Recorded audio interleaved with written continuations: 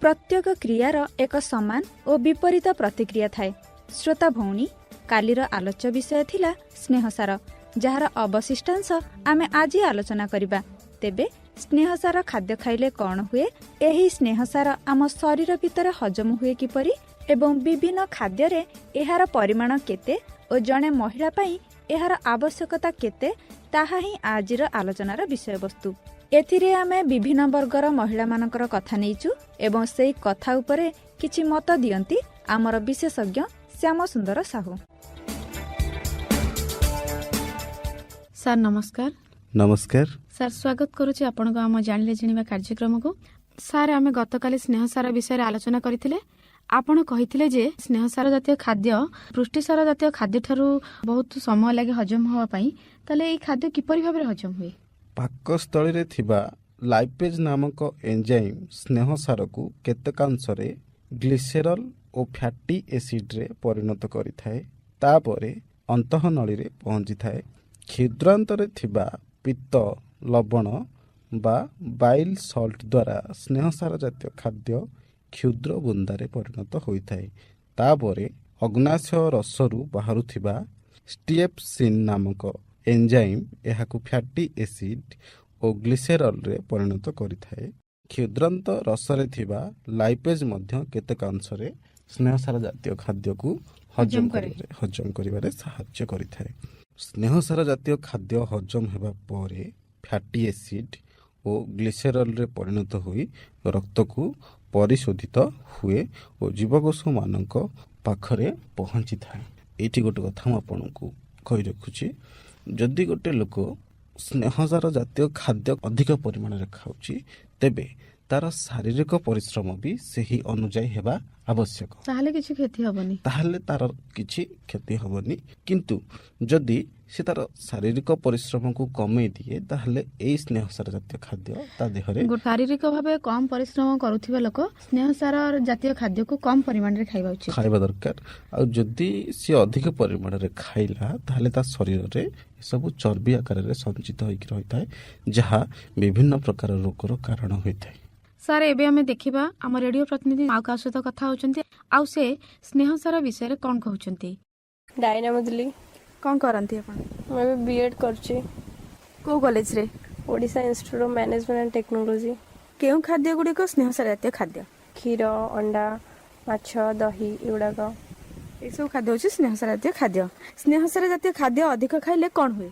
स्नेहसार जातीय अधिक खाइले चर्मटा तो चिकन रुए, फैटटा भी हमारा अधिक हुए, सेटा बॉडी पई चर्बी अधिक होई जाए। चर्बी अधिक हुए तले तार कोन हुए? मेदबहुलता रोग हुए, हार्ट चोक भी होता है, कारण सेटा हमारा फैट जातीय खाद्य खाइले आर्टेरियल ब्लॉकेज क्रिएट हुए, तापरे हार्ट चोक होता है। तले केउ खाद्य शस्य चाष करी आमे स्नेहसार जातीय खाद्य पाइथाउ? तेल जातीय खाद्य आमे पाइबा स्नेहसार सूर्यमुखी तेल, बाजरा, बादाम।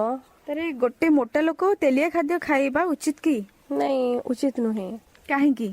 कारण मेदबहुलता रोग जनरली मोटा लोकन के होता है, तेणु अधिक चर्बी हो गले सेमानकर चलिबा बहुत प्रॉब्लम होता है। मो मतरे खाइबा कथा नुहे। बिल्कुल खाइबा कथा नु आपण कहउचंती? नहीं, बिल्कुल तो नुहे, लिमिट रे खाइबा दरकार, ठीक परिमाण रे खाइबा उचित।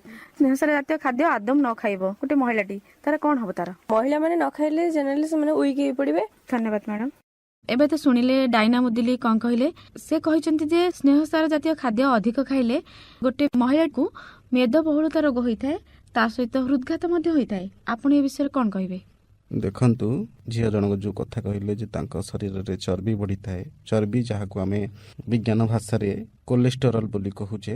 प्रकृत रे कोलेस्टेरोल रो दुईटी काम अछि, गोटे उपकारी काम आ गोटे होची अपकारी काम। आमे जानिबा जे से हम शरीर रो कोन उपकार करथाय। जीवकोषर आवरण को तैयारी करिबारे एहार प्रधान भूमिका रहिछि। विभिन्न प्रकार हार्मोन रो संश्लेषण पई एहार आवश्यक मध्ये होइथाय। एही सबु हार्मोन गुडिक हला आड्रेनाल ग्रंथि रे तैयारी हेउथिबा स्टेरॉयड हार्मोन, अंडकोष रे तैयारी हेउथिबा एंड्रोजेन एवं जीवकोष रे तैयारी हेउथिबा इस्ट्रोजेन और प्रोजेस्टेरॉन। बाइल एसिड बा बिराक्स एवं विटामिन डी मध्य कोलेस्टेरोल रु तैयारी होइथाय। रक्त रे लाइपोप्रोपिन कणिकार एक उपादान रूपे कोलेस्टेरोल संचलित होइथाय। ନିମ୍ନ ସାନ୍ଦ୍ରତା ବିଶିଷ୍ଟ ଲାଇପୋପ୍ରୋଟିନ୍ ଜୀବକୋଷ ଭିତରକୁ କୋଲେଷ୍ଟେରୋଲକୁ ପ୍ରବେଶ କରାଏ। ଅପରପକ୍ଷରେ ଉଚ୍ଚ ସାନ୍ଦ୍ରତା ବିଶିଷ୍ଟ ଲାଇପୋପ୍ରୋଟିନ୍ ଜୀବକୋଷ ଭିତରକୁ କୋଲେଷ୍ଟେରୋଲକୁ ବାହାରକୁ ବାହାର କରି ଦେଇଥାଏ। ଏହି ଦୃଷ୍ଟିରୁ ଉଚ୍ଚ ସାନ୍ଦ୍ରତା ବିଶିଷ୍ଟ ଲାଇପୋପ୍ରୋଟିନ୍ରେ ରହିଥିବା କୋଲେଷ୍ଟେରୋଲ ଆମ ଶରୀର ପାଇଁ ଉପକାରୀ ହୋଇଥାଏ। ତେଣୁ ଏହାକୁ ଉତ୍ତମ ବା ଶିଷ୍ଟ କୋଲେଷ୍ଟେରୋଲ ବୋଲି କୁହାଯାଏ। ନିମ୍ନ ସାନ୍ଦ୍ରତା ବିଶିଷ୍ଟ ଲାଇପୋପ୍ରୋଟିନ୍ରେ ରହିଥିବା କୋଲେଷ୍ଟେରୋଲ ଆମ ଶରୀର ପାଇଁ କ୍ଷତିକାରକ। ତେଣୁ ଏହାକୁ ଖରାପ ବା ଅଶିଷ୍ଟ କୋଲେଷ୍ଟେରୋଲ ବା ବ୍ୟାଡ୍ କୋଲେଷ୍ଟେରୋଲ ବୋଲି କୁହାଯାଏ। ରକ୍ତରେ ଉତ୍ତମ କୋଲେଷ୍ଟେରୋଲ ବେଶୀ ରହିବା ଭଲ, କିନ୍ତୁ ଖରାପ କୋଲେଷ୍ଟେରୋଲ ବେଶୀ ରହିବା କ୍ଷତିକାରକ। ଜଣେ ସୁସ୍ଥ ବୟସ୍କ ମହିଳାର 100 ମିଲିଲିଟର ପିଛା ରକ୍ତରେ କୋଲେଷ୍ଟେରୋଲର ପରିମାଣ 150ରୁ 200 ମିଲିଗ୍ରାମ ଭିତରେ ରହିବା ଆବଶ୍ୟକ। ଏହାଠାରୁ ଅଧିକ ହେଲେ ଶରୀର ପାଇଁ କ୍ଷତିକାରକ। ରକ୍ତରେ କୋଲେଷ୍ଟେରୋଲର ପରିମାଣ ଅଧିକ ହେଲେ ରକ୍ତନଳୀର ଭିତର ପଟେ ଜମିଯାଏ ଓ ରକ୍ତନଳୀକୁ ସଂକୁଚିତ କରିଦିଏ। ଏହାଦ୍ୱାରା କ'ଣ ହୁଏ ନା ଆମର ରକ୍ତ ସଞ୍ଚାଳନରେ ବାଧା ସୃଷ୍ଟି ହୁଏ। ଧମନୀର ଆବରଣ ସବୁ ମୋଟା ହେଇଯାଏ। ଫଳରେ ଆଥେରୋସ୍କୋରୋସିସ୍ ଭଳି ରୋଗ ମଧ୍ୟ ଆମକୁ ହେଇଥାଏ। ଆଉ ରକ୍ତଚାପ ଆମର ବଢ଼ିଯାଏ। ଯେତେବେଳେ ରକ୍ତର ପ୍ରଭାବଟା କମିଯାଏ, ଆମର ରକ୍ତଚାପଟା ବୃଦ୍ଧି ପାଏ। ଏହାର ପ୍ରଭାବ ସିଧାସଳଖ ଭାବରେ ହୃତ୍ପିଣ୍ଡ ଉପରେ ପଡ଼ିଥାଏ ଏବଂ ଆମର ବିଭିନ୍ନ ପ୍ରକାର ହୃଦରୋଗ ମଧ୍ୟ ହୋଇଥାଏ। ବେଳେ ବେଳେ କ'ଣ ହୁଏ ନା ଏହି ରକ୍ତ ସଞ୍ଚାଳନ ଏତେ କମିଯାଏ ଯେ ବ୍ୟକ୍ତିଟି ହୃଦଘାତର ଶିକାର ହୋଇଥାଏ। ତାପରେ ଶରୀରରେ କୋଲେଷ୍ଟେରୋଲ ବୃଦ୍ଧି ପାଇବା ହେତୁ ମସ୍ତିଷ୍କକୁ ମଧ୍ୟ ରକ୍ତ ସଞ୍ଚାଳନ କମିଯାଇଥାଏ। ଫଳରେ ବ୍ରେନ୍ ଷ୍ଟ୍ରୋକ୍ ହେଇଥାଏ, ଯାହାକୁ ଆମେ କହୁଛେ ପକ୍ଷାଘାତ ବୋଲି। ବ୍ରେନ୍ ଷ୍ଟ୍ରୋକ୍ ହେବା ଦ୍ୱାରା ଜଣେ ମହିଳା ରୋଗରେ ଆକ୍ରାନ୍ତ ହୋଇଥାଏ। ସେ ସାରା ଜୀବନ ପାଇଁ ପାରାଲାଇଜ୍ଡ ହେଇଯାଏ। ଠିକ୍ ସେମିତି ଯଦି କୋଲେଷ୍ଟେରୋଲର ପରିମାଣ ଶରୀରରେ ବଢ଼ିଯାଉଛି, ଆମେ ଯେଉଁ କଥା କହୁଥିଲେ ଟିକେ ପୂର୍ବରୁ, ମେଦବହୁଳତା ରୋଗ ମଧ୍ୟ ହୋଇଥାଏ।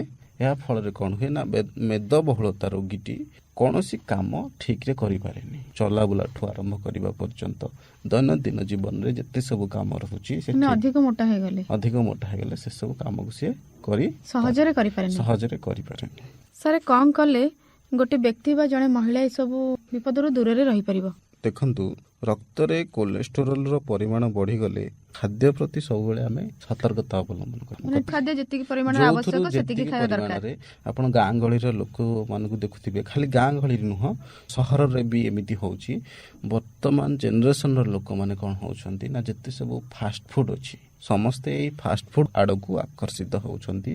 ସମସ୍ତେ ତେଲ ଜିନିଷ ଖାଇବାକୁ ଭଲ ପାଉଛନ୍ତି। ବରା ଟିକେ ହଉ, ପକୁଡ଼ି ଟିକେ ହଉ, ପିଆଜି ଟିକେ ହଉ, କିମ୍ବା ସେଇ ଟାଇପ୍ର ଆମର ଚାଉମିନ, ବିରିୟାନୀ, ଆମର ଯେତେ ସବୁ ଆମିଷ ଜିନିଷ ଯେମିତିକି ଚିକେନ ପକୋଡ଼ା, ସେଇ ଜିନିଷକୁ ଆଜିର ଲୋକମାନେ ଯେଉଁମାନେ ଭଲ ପାଉଛନ୍ତି ଆଉ ପ୍ରାଧାନ୍ୟ ଦେଉଛନ୍ତି ସେଇ ଖାଦ୍ୟକୁ, ସେମାନଙ୍କ ଶରୀରରେ ଅଟୋମେଟିକ୍ ଏଇ କୋଲେଷ୍ଟେରୋଲ ବଢ଼ିବ। ତେଣୁକରି ଆମକୁ ପ୍ରଥମେ ଖାଇବା ପ୍ରତି ସଂଯମତା ଅବଲମ୍ବନ କରିବାକୁ ପଡ଼ିବ ଯେ ଆମର ଯେତିକି ଦରକାର ଆମେ ସେତିକି ଖାଇବା, ତାଠୁ ଅଧିକ ପରିମାଣରେ ଖାଇବାନି, ଯେଉଁଟା ଆମ ପାଇଁ କ୍ଷତିକାରକ। ଅତିଟା ସବୁବେଳେ ଇତି। ତେଣୁକରି ତାକୁ ଯଦି ଆମେ ନିଜକୁ ନିଜେ ନିୟନ୍ତ୍ରଣରେ ରଖିବାନି, ତାହେଲେ ନିଜେ ହିଁ ନିଜର ଶତ୍ରୁ ପାଲଟିଯିବା। ଆଉ ଯଦି କାହାର ଶରୀରରେ କୋଲେଷ୍ଟେରୋଲର ପରିମାଣ ବହୁତ ବଢ଼ିଯାଇଛି, ତେବେ ସେ ଔଷଧ ଦ୍ୱାରା ମଧ୍ୟ ଡାକ୍ତରଙ୍କର ପରାମର୍ଶ ନେଇକି ସେ ତାର କୋଲେଷ୍ଟେରୋଲକୁ କମେଇ ପାରିବ। ସାର୍, ଆପଣ କହିଲେ ଯେ ଯଦି ଜଣଙ୍କ ଦେହରେ କୋଲେଷ୍ଟେରୋଲ ବା ଚର୍ବିର ପରିମାଣ ବଢ଼ିଯାଇଛି, ସେ ଔଷଧ ଦ୍ୱାରା ତାର ଉପଶମ କରିପାରିବ ଡାକ୍ତରଙ୍କ ପରାମର୍ଶ ଅନୁସାରେ। ବିନା ଔଷଧରେ ସେ କେମିତି ଭାବରେ ତାର ଉପଶମ କରିପାରିବ? କିନ୍ତୁ ବିନା ଔଷଧରେ ମଧ୍ୟ ତାର ଉପଚାର ହେଇପାରିବ। ସେ ପ୍ରତିଦିନ କିଛି ଶାରୀରିକ ପରିଶ୍ରମ କରିବ। ଯଦି ଶାରୀରିକ ପରିଶ୍ରମ ସେ କରୁନି, ଧର ଜଣେ ଲୋକ ଅଫିସରେ କୌଣସି କମ୍ପ୍ୟୁଟର କାମ କରୁଛନ୍ତି, ତେବେ ସେ କ୍ଷେତ୍ରରେ ସେମାନଙ୍କର ଶାରୀରିକ ପରିଶ୍ରମ କରିବା ଆବଶ୍ୟକ। ଯଦି ଶାରୀରିକ ପରିଶ୍ରମ ଘରେ କିଛି ନାହିଁ, ତାହେଲେ ସେ ସକାଳୁ ବ୍ୟାୟାମ କରିବା ଆବଶ୍ୟକ। ଏମିତି କରିବା ଦ୍ୱାରା ଦିନକୁ ଦିନ କ'ଣ ହେବ ନା ତାଙ୍କ ଶରୀରରୁ କୋଲେଷ୍ଟେରୋଲର ପରିମାଣଟା କମି ଯିବ। ଏବଂ ପ୍ରତିଦିନ ପୁଷ୍ଟିସାର ଜାତୀୟ ଖାଦ୍ୟକୁ ଅଧିକ ଧ୍ୟାନ ଦେବା ଦରକାର। ସେ ଯେତେ ଶ୍ଵେତସାର ଜାତୀୟ ଖାଦ୍ୟ କମ୍ ଖାଇବେ, ସ୍ନେହସାର ଜାତୀୟ ଖାଦ୍ୟ କମ୍ ଖାଇବେ, ସବୁଜ ପନିପରିବା ଅଧିକ ପରିମାଣରେ ଖାଇବେ, ତାହେଲେ ତେଲ ଜାତୀୟ ଖାଦ୍ୟ କମ୍ ଖାଇବେ, ତେବେ ତାଙ୍କର ଦେହରୁ କୋଲେଷ୍ଟ୍ରଲ ଧୀରେ ଧୀରେ କମିଯିବ। ସାର୍ ଏବେ ଦେଖିବା ଆମ ରେଡିଓ ପ୍ରତିନିଧି କାହା ସହିତ କଥା ହେଉଛନ୍ତି ଏବଂ ସେ ସ୍ନେହସାର ବିଷୟରେ କ'ଣ କହିଛନ୍ତି। ଆପଣଙ୍କ ନାଁଟା? ରଶ୍ମିତା ମରୁଡି। କ'ଣ କରନ୍ତି ଆପଣ? ପାଠ ପଢୁଛି। କୋଉ କ୍ଲାସରେ ପଢୁଛନ୍ତି? +2 ସେକେଣ୍ଡ। କୋଉ କଲେଜରେ ପଢୁଛନ୍ତି? କେବେ ମହାବିଦ୍ୟାଳୟ। ଆଚ୍ଛା, ଆପଣ ଆମକୁ କହିବେ ଯେ କେଉଁ ଗୁଡ଼ିକ ସବୁ ସ୍ନେହସାର ଜାତୀୟ ଖାଦ୍ୟ? ବାଦାମ, ମାଛ, ମାଂସ, ଅଣ୍ଡା। ଆଚ୍ଛା, ଏ ସ୍ନେହସାର ଜାତୀୟ ଖାଦ୍ୟ ଅଧିକ ଖାଇଲେ କ'ଣ ହେବ ବୋଲି ଆପଣ ଭାବୁଛନ୍ତି? ଚର୍ବି ଅଧିକା, ଦେହ ପାଇଁ ଖରାପ। କ୍ଷୀରକୁ ଆମେ ସ୍ନେହସାର ଜାତୀୟ ଖାଦ୍ୟ କହିବା କି? ହଁ। କେମିତି କ୍ଷୀରକୁ ସ୍ନେହସାର ଜାତୀୟ ଖାଦ୍ୟ କହିବା? କାହିଁକି? କ୍ଷୀରଟା ତେଲିଆ ନା ନାହିଁ? କେମିତି ଜାଣିଲ କ୍ଷୀରଟା ତେଲିଆ ବୋଲି? ଲହୁଣୀ ବାହାରୁଛି ସେଥିପାଇଁ। ଲହୁଣୀ, ଘିଅ ଏସବୁ ଜିନିଷରୁ ଆମେ ଜାଣିଲେ ଯେ କ୍ଷୀରଟା ହେଉଛି ଗୋଟେ ତେଲିଆ ଖାଦ୍ୟ। ଯଦି ଗୋଟେ ମୋଟା ଲୋକ ସ୍ନେହସାର ଜାତୀୟ ଖାଦ୍ୟ ଅଧିକ ଖାଇବ ତାହେଲେ ତାର କ'ଣ ଅସୁବିଧା ହେବ?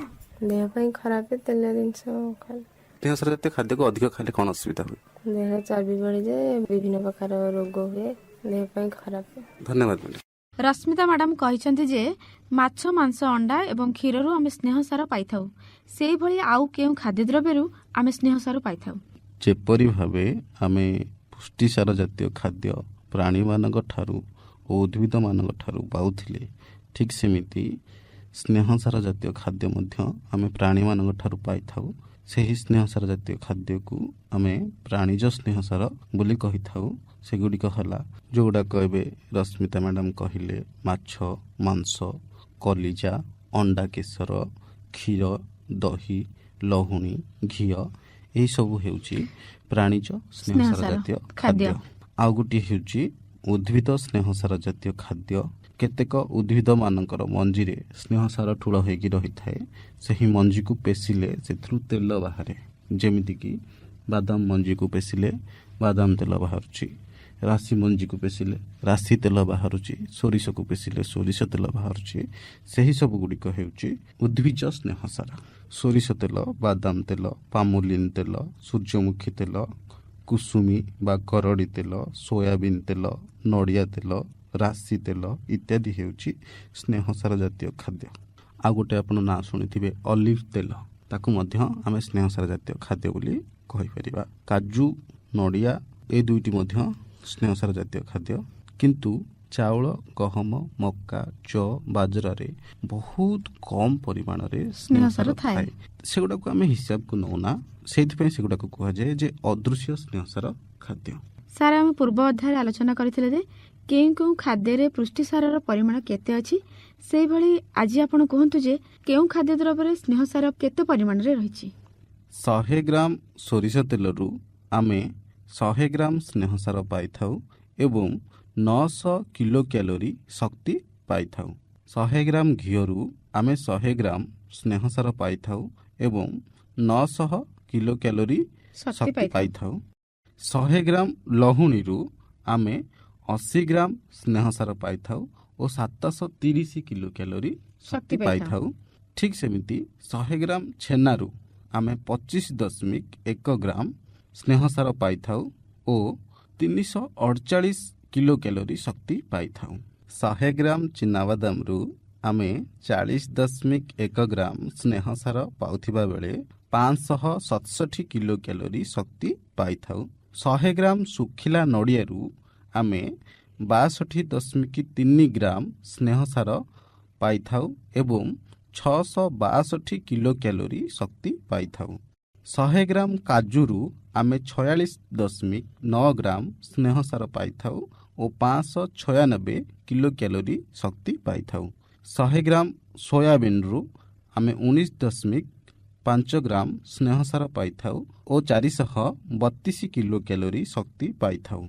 100 ଗ୍ରାମ ଇଲିଶି ମାଛରୁ ଆମେ 20 ଗ୍ରାମ ସ୍ନେହସାର ପାଇଥାଉ ଓ 270 କିଲୋ କ୍ୟାଲୋରି ଶକ୍ତି ପାଇଥାଉ। ତେବେ ସାର୍, ଜଣେ ମହିଳା ଗୋଟିଏ ଦିନରେ କେତେ ପରିମାଣର ସ୍ନେହସାର ଜାତୀୟ ଖାଦ୍ୟ ଖାଇବା ଉଚିତ? ଜଣେ ସୁସ୍ଥ ମହିଳା ଦିନକୁ ଯେତେ ଶକ୍ତି ଆବଶ୍ୟକ କରିଥାଏ ତାହାର ଶତକଡ଼ା 20ରୁ 30 ଭାଗ ସେ ସ୍ନେହସାରରୁ ହିଁ ପାଇଥାଏ। ଜଣେ ମହିଳା ପାଇଁ ଦିନକୁ 50ରୁ 60 ଭାଗ ପର୍ଯ୍ୟନ୍ତ ସ୍ନେହସାର ଆବଶ୍ୟକ ହୋଇଥାଏ। ସାଧାରଣ ଭାବରେ ଅନ୍ୟ ଖାଦ୍ୟ ସହିତ ଦିନକୁ 4-5 ଚାମଚ ତେଲ ଖାଇବା ନିହାତି ଆବଶ୍ୟକ। କିନ୍ତୁ ଯଦି ହୃଦରୋଗୀ ହେଇଥିବେ କିମ୍ବା ତାଙ୍କର ହାଇ ବ୍ଲଡ଼ ପ୍ରେସର ଥିବ, ଉଚ୍ଚ ରକ୍ତଚାପ ଥିବ କିମ୍ବା ଡାଇବେଟିସ୍ ଥିବ, ଏ କ୍ଷେତ୍ରରେ ସେମାନେ ଏହି ତେଲର ପରିମାଣକୁ କମେଇଦେବା ଉଚିତ। ଦେଖିବେ ଯେଉଁ ଲୋକମାନେ ସ୍ନେହସାର ଜାତୀୟ ଖାଦ୍ୟକୁ ବା ଯେଉଁ ମହିଳାମାନେ ସ୍ନେହସାର ଜାତୀୟ ଖାଦ୍ୟକୁ କମ୍ ପରିମାଣରେ ଖାଉଥିବେ ସେମାନଙ୍କଠାରେ ଶକ୍ତିର ଅଭାବ ହେଉଥିବ। ଆଉ ଯେଉଁମାନେ ଅଧିକ ପରିମାଣରେ ଖାଉଥିବେ ସେମାନଙ୍କର ଭୋକ କମିଯିବ। ସେଇଥିପାଇଁ ଯେ ସ୍ନେହସାର ଖାଦ୍ୟକୁ ଆପଣ ଗୋଟେ ଲିମିଟରେ ଖାଇବେ, ନା ନିର୍ଦ୍ଦିଷ୍ଟ ପରିମାଣରେ ଖାଇବେ। ତାକୁ ବେଶୀ ଖାଇବେନି କି ତାକୁ ତାଠୁ କମ୍ ବି ଖାଇବେ, ଯେତିକି ଦରକାର ତାଠୁ ଅଧିକ ଖାଇବେନି କି ତାଠୁ କମ୍ ବି ଖାଇବେନି। ମୁଁ ଯେମିତି ଆପଣଙ୍କୁ କହିଲି ଦିନକୁ 4-5 ଚାମଚ ସ୍ନେହସାର ଜାତୀୟ ଖାଦ୍ୟ ବା ତେଲକୁ ଆପଣ ଖାଇବେ, ତାଠୁ ଅଧିକ ଖାଇବେ। ଆମର ଉଚ୍ଚ ରକ୍ତଚାପ ରୋଗୀ, ଉଚ୍ଚ ରକ୍ତଚାପ ଲୋକ ହୋଇଥିବ ସେ କମ୍ ପରିମାଣରେ ଖାଇବେ ତେଲ। ଆଜ୍ଞା ସାର୍, ଆମ କାର୍ଯ୍ୟକ୍ରମକୁ ଆପଣଙ୍କର ମୂଲ୍ୟବାନ ସମୟ ଦେଇଥିବାରୁ ଆପଣଙ୍କୁ ଧନ୍ୟବାଦ। ନମସ୍କାର। ଶ୍ରୋତା ଭଉଣୀ, ଆଜି ତ ସମୟ ହୋଇଯାଇଛି। ପୁଣି ଏକ ନୂଆ ଅଧ୍ୟାୟ ନେଇ ଆପଣଙ୍କ ନିକଟରେ ଉପସ୍ଥିତ ହେବା ପାଇଁ ମୁଁ ମୋନାଲିସା ପ୍ରତିଶ୍ରୁତି ଦେଇ ବିଦାୟ ନେଉଛି। ନମସ୍କାର।